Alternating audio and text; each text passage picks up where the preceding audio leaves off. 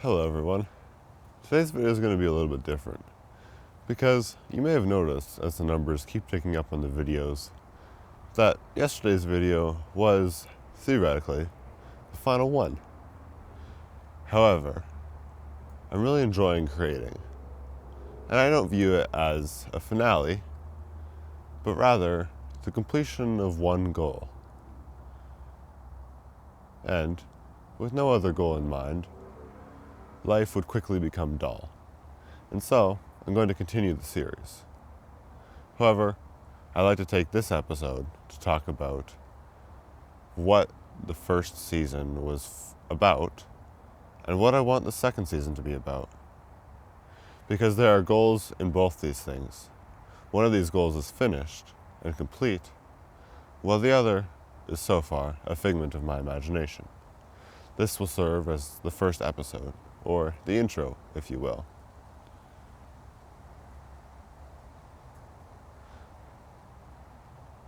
The series of 27 videos that I did took almost exactly a year.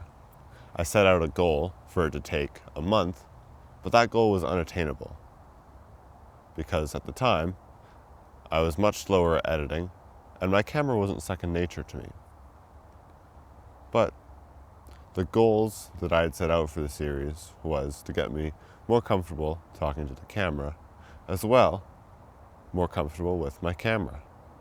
When you trust a piece of equipment, it matters not what its limitations are.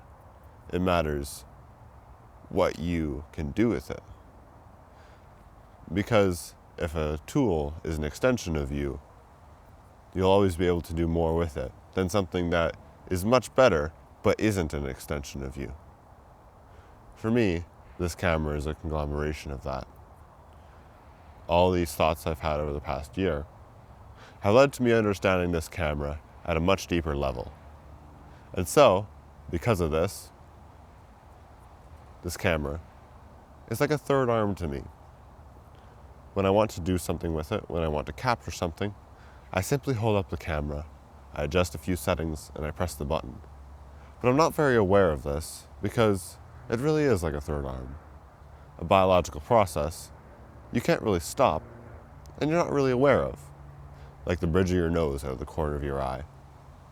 Creation of this sort is second nature to me with this camera now. And so where's the next step? I think that I should set another goal. But what this goal should be about, I've only thought a little bit. I think I should set a goal of practicing what I preach. Because in the past few videos, I've talked about the idea of pushing through hard things because it benefits you in life. However, these hard things don't stop just because work stops. They just get easier to avoid.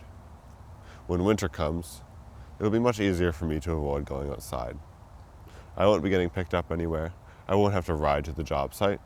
And because of that, it's now a matter of personal accountability. So that's my goal for this winter. For one, personal accountability. However, that is not a very blingy goal, so I need something simpler.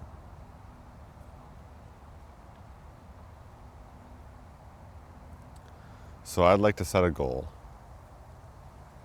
of getting better at filmmaking. So that's what this series is going to be about. Me getting better at filmmaking and videography. You might have seen during the past 5 or so videos, the production quality has gone up significantly. I recently learned a new setting with my camera, which allows me to color grade in post, and that has been instrumental in my success. Because now that I can change how the footage looks in post, I feel much more inspired to make.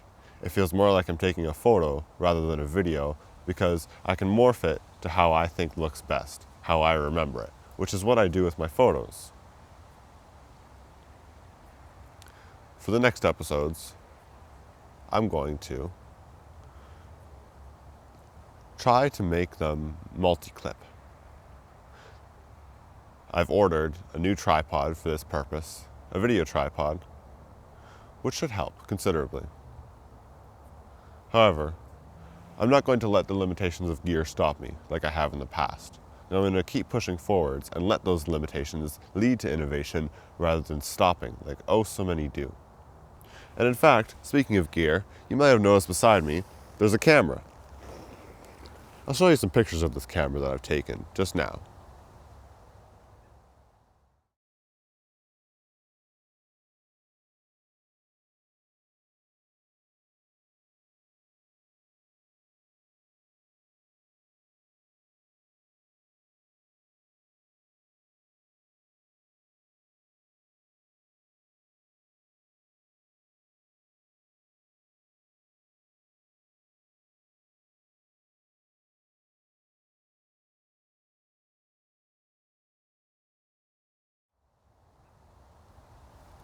Welcome back. It's a pretty nifty looking camera, huh? It is 15 years old. This is the Sony DSC-H7 released in 2009. It's got an 8 megapixel CCD sensor, and the experience to use it is less than amazing. But the optical zoom is very impressive. This zooms all the way to 525 millimeters. If my APS-C camera lens could do this, it would be this long. But no matter. This camera is what I've been shooting with today, which is going to sound insane because when you own Sigma glass, it would feel stupid to shoot on something inferior. And I'm not trying to be an elitist, this is more a joke than anything, but truly, why would I want to shoot on something that's so low quality? I think it's because I miss the soul of images that I captured right before I got my camera. I had a Canon PowerShot A70, which I took apart because I was curious about what was inside. However, I was unable to put it back together. This is the second camera that my parents owned. It is a DSC-H7, like I've already mentioned. However, it isn't broken. I haven't taken this one apart. And it may not have the same character that that Canon camera put into its images. But what it does have going for it is limitations. I have to hold this camera very steady to get a sharp picture. It has optical image stabilization, but it's not the best, especially at telephoto focal lengths. And because of the small sensor and the dim aperture lens, it doesn't let in a lot of light. So, I've had to get creative. Shot composition is difficult too, as I'm effectively looking at a 240p preview in the viewfinder. Possibly even less than that, I'm really not sure. But I'd like to show you some images that I've taken with this camera at the end of the video. I think what a camera like this can do for your creativity is it gives you perspective of what the tools you have can do. It makes you think of how to use the settings on those tools in more creative ways. On my camera, I try to stay relatively close to the base ISO because that's when I get the best image quality. But on this camera, you effectively have to do that because otherwise the image quality is simply unusable. At ISO 3200, this camera looks like my camera at ISO 51200. But what can I use those differences for?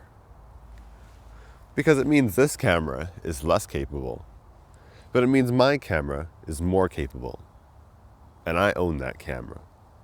So, I can try doing things with it that I wouldn't have otherwise thought of if I hadn't been put into perspective that an older camera, or a less expensive camera, wouldn't be able to accomplish the same things. The advantages of a larger sensor, even if it is an old sensor, far outweigh anything that this camera can do. Yet still, I can create with this camera. So why can't I go farther with this camera? I'd like to experiment with this concept and shoot with this camera somewhat regularly, perhaps 2 to 3 times a month. And in that, I think I'll find out a lot about myself and about the way that I like to shoot. This camera supports a lot of focal lengths, and immediately after picking up this camera, I found a very interesting composition with streetlights. The way they lined up looked very geometric, and to have the fall colors in the bottom of the frame was very interesting. I'd never be able to do that with this camera unless I bought a very expensive lens. And I think that is part of not letting limitations stop you. If the only wide-angle lens you have is your phone, well, maybe you should use that instead of wallowing in despair that you don't have the gear for the job. You do, and it's in your mind. It's kind of hard to recognize that at first. If I'm being honest, it took me a year, right up until this moment, but now I know. And I'll try the hardest I can, because creation never ends. In order to tame the horse, you have to die. And since I don't plan to die anytime soon, the rest of my life will be dedicated to taming the horse that is creativity.